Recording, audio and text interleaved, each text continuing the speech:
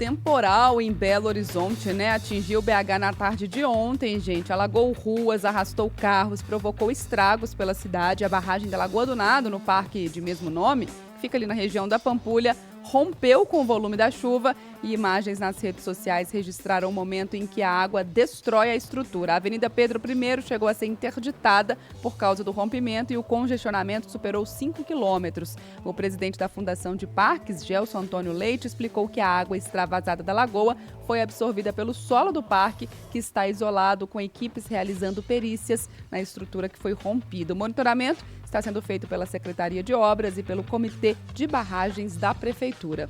Por causa da chuva, houve registro de alagamentos em outras regiões de BH, como a Avenida Vilarinho, em Venda Nova, e a Avenida Cristiano Machado, no bairro Floramar. O subsecretário de Defesa Civil de BH, Valdir Figueiredo, diz que mesmo com o alto volume de chuvas, não houve registro de chuvas. Vamos ouvi-lo? Nós tivemos um registro de chuvas muito fortes em Belo Horizonte nessa tarde. O acumulado diário superou 100 milímetros e nós tivemos registros de cerca de 70 milímetros em poucas horas, atingindo principalmente o vetor norte da cidade.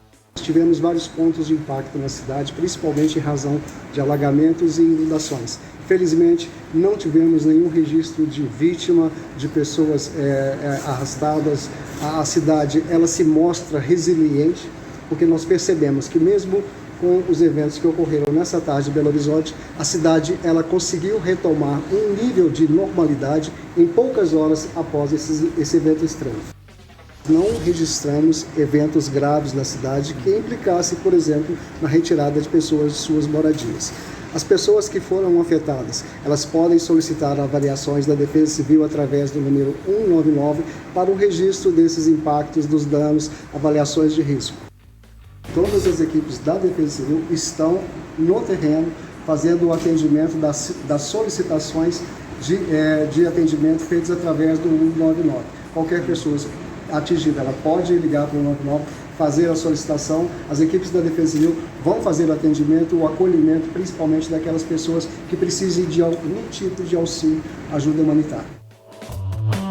Tá aí, a gente ouvindo então o subsecretário de Defesa Civil de BH, Valdir Figueiredo, falando sobre tudo o que aconteceu ontem, a situação, né? Falando sobre uma Belo Horizonte resiliente. Felizmente, Lucas, sem registro de vítimas, mas realmente com muitos transtornos, né? Não me surpreende tanto, porque a gente já viu transtornos parecidos no período chuvoso em outros momentos de BH. E sim, a gente já teve cenários piores também, com vítimas, com pessoas arrastadas, mas mesmo assim imagens que impressionam, né? O secretário de Obras também falou sobre essa tragédia, por que não falar tragédia, do rompimento da barragem da Lagoa do Nado. O Ricardo de Miranda falou um pouquinho sobre essa situação da estrutura e os próximos passos. Vamos ouvi-lo. As obras que a gente vem desenvolvendo, ela teve um papel muito importante no dia de hoje, né? Hoje a gente observou um evento climático extremo, né, na nossa cidade, assim, comparável àquilo que ocorreu no ano de 2020. E o que a gente pôde observar é que a cidade resistiu bem. Obviamente que toda infraestrutura ela tem seu limite, o limite de operação, mas o nosso principal objetivo, a gente avalia que foi cumprido. Que seja, qual seja, né, a gente não ter nenhuma vítima, nenhuma perda de vidas, né? É isso que a gente vem trabalhando, é por isso que as nossas obras, é para isso que as nossas obras se emprestam fundamentalmente, para proteger a nossa população, para que a gente não tenha perda de vidas. E o que a gente observou hoje foi que as nossas infraestruturas tiveram um papel fundamental para evitar cenas e tragédias de pessoas que tivessem aí com suas vidas perdidas, né? Que em tempos anteriores a gente observava isso com maior frequência. E a gente tem também, Lucas, o Gelson Antônio Leite, da Fundação de Parques, presidente da Fundação de Parques, falando pra gente sobre essa estrutura lá no Parque Lagoa do Nado. Vamos ouvi-lo. De imediato o parque está isolado, né? Então agora nós estamos nesse processo agora de ver os danos. Nós estamos lá com duas equipes agora tratando de verificar a questão de fauna, os peixes. Nós temos lá naquela lagoa alguns cactos, então estão sendo todos recolhidos. Nós estamos colocando isso em alguns recipientes, né, para que possam ser depois deslocados para um outro lago ou para uma outra represa que seja adequada para que esses peixes e cactos possam voltar à sua vida normal. nesse momento agora, até segunda hora, o parque está fechado até para a gente fazer todo o estudo juntamente com a Secretaria de Obras, com a Defesa Civil. Esse é um processo agora, vai fazer toda a medição desses danos e nós vamos manter o parque isolado para que a gente faça isso da forma mais tranquila e responsável possível. São 22 mil metros de área de lago, né? E nós temos 311 mil metros quadrados de parque. E toda a área do lago ela é vegetada, então nós temos uma grande área de arborização e uma área permeável que foi importante aí para que a água se acomodasse e de pouco a pouco foi sendo absorvida pelo solo. Ô Carol, como o secretário de Parques aí falando, uma tragédia poderia ter sido muito pior. Sim, com Um certeza. cenário, na verdade, poderia ter sido muito pior. A Lagoa do Nado se esvaziou ontem. Se for lá hoje, tá, a imagem na tela da live aí do rompimento da barragem da Lagoa do Nado, ela está praticamente seca. E a estrutura ali, a permeabilização do solo na região da Lagoa do Nado possibilitou aí a absorção dessa água com muita velocidade. Mas a gente tem logo abaixo da Lagoa do Nado uma comunidade, um bairro, ali se não me engano é o Planalto, Itapuã, poderia ter tido as casas arrastadas por esse volume de água. As imagens que estão na tela da live são impressionantes do rompimento dessa barragem. Agora, há de se entender realmente o que levou ao rompimento desse barramento. Estão certos os profissionais da prefeitura, o corpo técnico da prefeitura, quando fala aí que uma tragédia maior foi evitada na noite dessa quarta-feira. Mas não há de se ignorar que voltamos a ter novamente cenas terríveis que tínhamos no período chuvoso. E isso é coisa que o próprio prefeito Fuad Noman nos disse aqui na 98, que era ponto pacificado. Não teríamos mais cenas como essa. Tivemos ontem alagamento na Vilarinho, tivemos ontem alagamentos na Cristiano Machado, alagamentos em ruas do bairro Nascimento, carros arrastados, comércios alagados, bens destruídos, vidas que são pausadas nesse fim de ano em um momento tão crítico para o comércio por causa dessa chuva. E a informação que a gente tinha, o que foi assegurado pela prefeitura, é de que isso não aconteceria mais. Então a gente realmente entendeu os próximos passos e o que se deu nessa chuva de quarta-feira.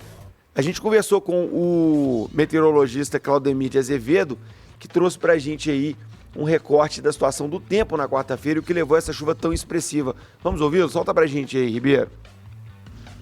Nesta quarta-feira, o avanço de uma frente fria pelo litoral do sudeste do país reforçou as áreas de instabilidade sobre a região metropolitana de Belo Horizonte. Com isso, tivemos aí um dia de muita instabilidade e ocorrências de chuvas de intensidade moderada a forte em vários pontos da cidade de Belo Horizonte, como, por exemplo, a região norte da capital, em que tivemos aí um volume de chuvas bem mais significativos do que nas outras regiões da capital mineira.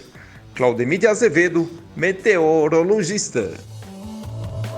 Gente, então entendendo, né, Lucas? Ou tentando entender, mas como eu disse para você, também não fico surpresa, porque mesmo que a gente tenha tido investimentos e obras para amenizar, para mitigar esses impactos aí das chuvas, do período chuvoso aqui na capital mineira, não é do dia para a noite que se resolve. E, infelizmente, a gente continua vendo essas cenas, como você falou, que prejudica muita gente. Tem que comemorar que a gente não teve vítimas, claro que a gente tem que comemorar. Qualquer melhora, qualquer evolução, ela sim precisa ser comemorada. Mas, claro, que a cobrança não deixa de existir. Precisa entender o que aconteceu e a gente precisa pensar para frente, né? O que vai ser feito para poder evitar. Porque, gente, chuva com um volume acima do esperado, vai continuar acontecendo. Isso é fato. Vamos falar de volume de chuva aqui, um balanço da Defesa Civil. Vou trazer para as duas regionais mais impactadas ontem. Sim. Em Venda Nova, choveu 31% do previsto para o mês de novembro. Choveu 74 milímetros, isso em 2 horas. É um volume muito expressivo. Para Pampulha foi 29% do previsto, 68,6 milímetros. Vamos lembrar que isso foi um período de 2 horas, Carol. Então, assim, de 3 da tarde até as 5, a gente teve uma chuva muito expressiva em todas as regionais, em que você teve um volume muito expressivo de chuva e aí não há barramento, de fato, não há bacia de contenção que segure. Mas é aprender... E se elas não existissem, seria muito pior, né? A gente tem que reconhecer. Mas eu acho que a gente não pode assentar nisso também. Não, mas é porque choveu muito, ok. Porque vai continuar chovendo exato. dessa Então forma. Vamos rever essa previsão, vamos trabalhar melhor essa expectativa para a chuva, porque a chuva que veio ontem foi realmente muito agressiva. E que bom que foi em um horário que você tem pouco movimento nas ruas, estava ali no meio de tarde, você não tinha muito carro nas ruas, você não tinha um trânsito. Imagina isso num horário de pico, Carol, às 6 da tarde, às 7 da noite. Você tem a Vilarinho lotada de carros, você tem a Cristiano Machado lotada de carros. Poderíamos ter uma quinta-feira muito pior.